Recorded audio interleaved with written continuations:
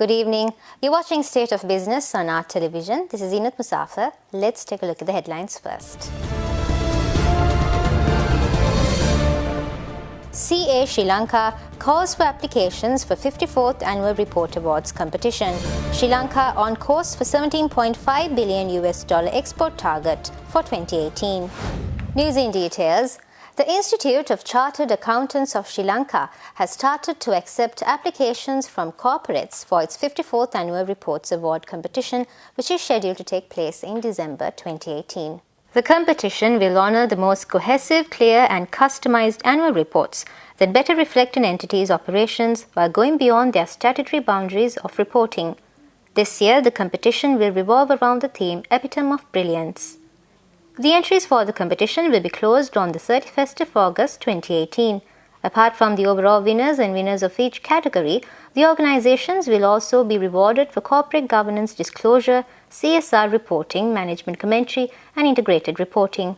CA Sri Lanka, or Institute of Chartered Accountants of Sri Lanka, since 1964, this annual report award competition continuously demonstrating the values of annual reports produced by the corporates have been conducted.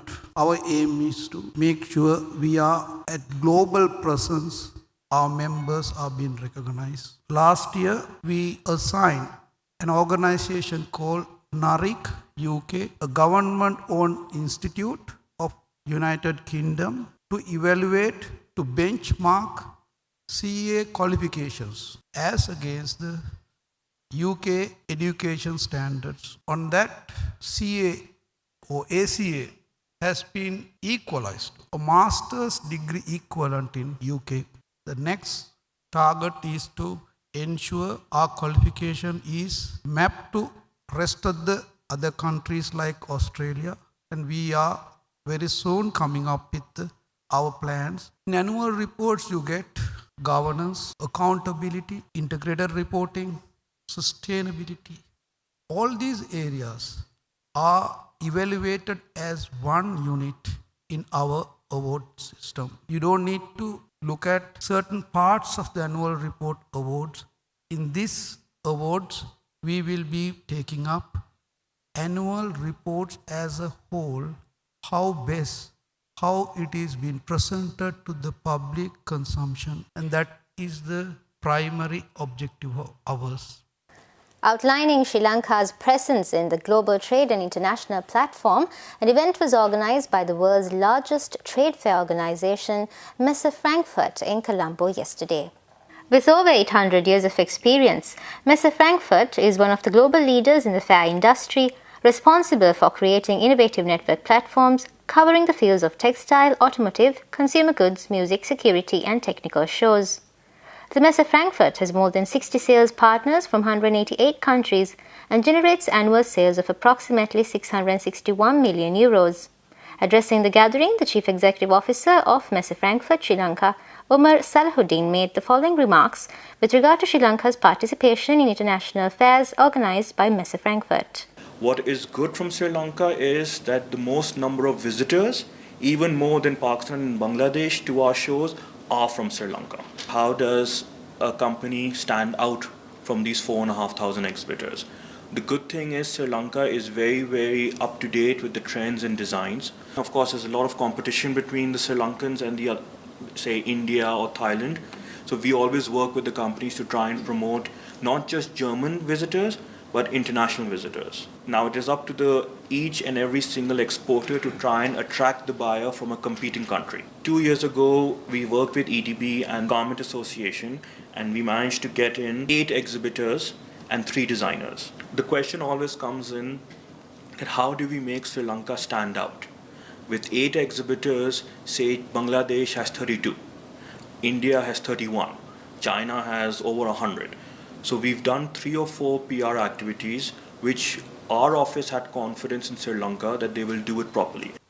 Meanwhile, addressing the event, Chairperson and Chief Executive of Sri Lanka Export Development Board, Indira Malwatha, says that EDB's objective is to promote homegrown designers in every sector, creating a solid foundation for Sri Lankan talent to be displayed on an international platform. She drew attention towards the need for collaboration of all government segments to stabilize Sri Lanka's main economic pillars, exports and foreign direct investments. The EDB's objective and goal is to try and promote homegrown designers in every possible sector, and especially the apparel sector is something that we can be strong on because we are known for Sri Lankan apparel. And why not get our designers also to participate? And for the first time, we had 4 designers displaying their products in the catwalk of Paris. As a follow-up to that, we are also now going to sponsor 4 designers to the Hong Kong Fashion Week. So which we are trying to encourage homegrown designers to display internationally.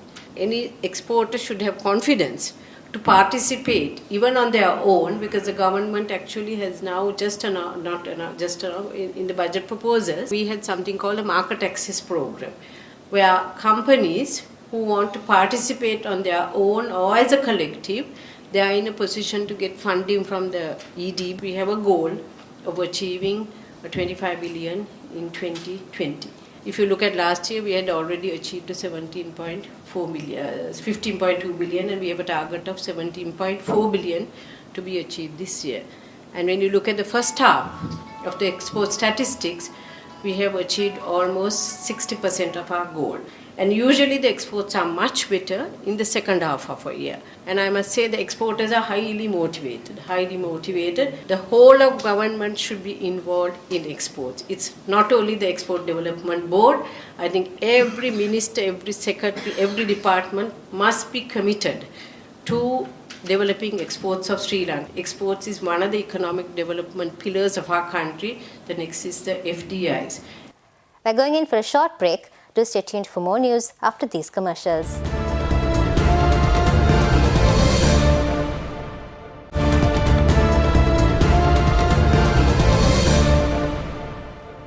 Welcome back. During an event held in Colombo today, Minister of Social Welfare and Primary Industries Daya Gamake made the following remarks with regard to the local agriculture sector. අපි නිෂ්පාදනයේ 140ක් අපේ අපත යනවා. ඒතර මේ 140න් 130ක් අපිට ඉතුරු කරගන්න පුළුවන් නම් මම හිතන්නේ අපිට අපේ නිෂ්පාදන වියදම සහ අලෙවි මිල විශාල වශයෙන් අපිට අඩු කරන්නට පුළුවන්. එක පැත්තකින් අපේ නිෂ්පාදනකරුවා අපේ ගොවි මහත්මයා අපිට පොහොසත් කරන්නට පුළුවන් වගේම අනිත් පැත්තෙන් අපේ ගනුදෙනුකරුවා එහෙම නැත්නම් පාරිභෝගිකයා මේ බඩුව පාවිච්චි කරන කෙනාගේ මිලත් අපිට ගොඩක් අඩු කරන්නට පුළුවන්. අපිට ගොඩක් ඉස්සරහට යන්න තියෙනවා අපේ ව්‍යාපාර දියුණු කරන්න. ඒක නිසා අපි අපේ අමාත්‍යාංශයෙන් අපි බලන්නේ කොහොමද මේ අගේ දාමේ වැඩි කරන්නේ.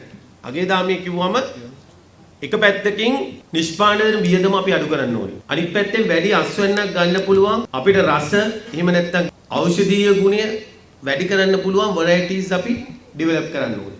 අපි බලනවා අපේ අමාත්‍යාංශය තුලින් මේකට කොහොමද මෙකනිසම් එකක් හදන්නේ software එකක් develop කරන්න. එතකොට මේ software එකෙන් අපිට පුළුවන් අපේ farmers ලා ඔක්කොම register කරන්න. අනිත් පැත්තට ගත්තාන් පස්සේ අපේ collectors ලා register කරන්න. Uber වගේ අපිට පුළුවන් logistic platform එකක් හදන්න. Now let's take a look at a few cabinet decisions which were approved during the cabinet meeting yesterday. The proposal to establish a trade negotiation committee consists of 17 representatives who are experts in the relevant field was approved by the Cabinet of Ministers. In accordance with a survey conducted by the National Medicines Regulatory Authority on the impact on reducing the price of 48 essential medicines were also presented to the Cabinet. The draft bills to establish Quality Assurance and Accreditation Council in order to ensure the quality of unitary of higher education was approved by the Cabinet of Ministers. To table the details with regard to the government revenue and expenditure report for the first quarter of fiscal year 2018 in the Parliament was approved by the Cabinet. The Cabinet of Ministers also approved the proposal presented by President Maithripala Sirisena in his capacity as the Minister of Defence to regulate the transportation and storage of firearms of private maritime security services by the Sri Lanka Navy on operational necessity. The Cabinet of Ministers granted approval to the proposal presented by Minister of Transport and Civil Aviation to deploy 1,000 environment-friendly passenger transport buses. We're going in for a short break. Do stay tuned to see how the stocks perform today after these commercials.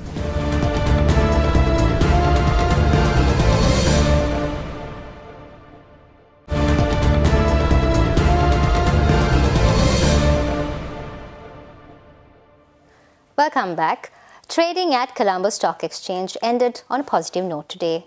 The All Share Price Index gained 3.06 points to close at 6,120.69, and the S&P SL20 gained 26.15 points to close at 3,312.53. The turnover was 967.7 million rupees and 24.8 million shares were traded. Next is Forex rates.